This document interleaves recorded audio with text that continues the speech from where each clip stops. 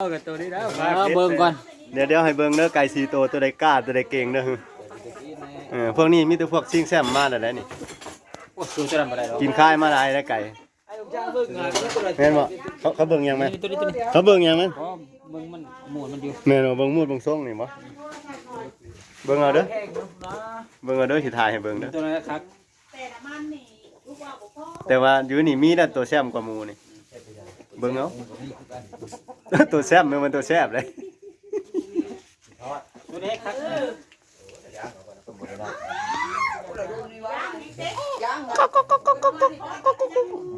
เฮ็ดให้มันตีเจ้าด้วยหั่นแต่ซ่าเฮ็ดให้มันสู้เจ้าด้วยฮะเฮ็ดได้ก็เฮ็ดยั่วมันนะเอายั่วให้มันสู้ ตัวนี้มันจะรอไล่โผล่นี่ ต้องเอากระจกมาส่องว่าให้มันเครื่องให้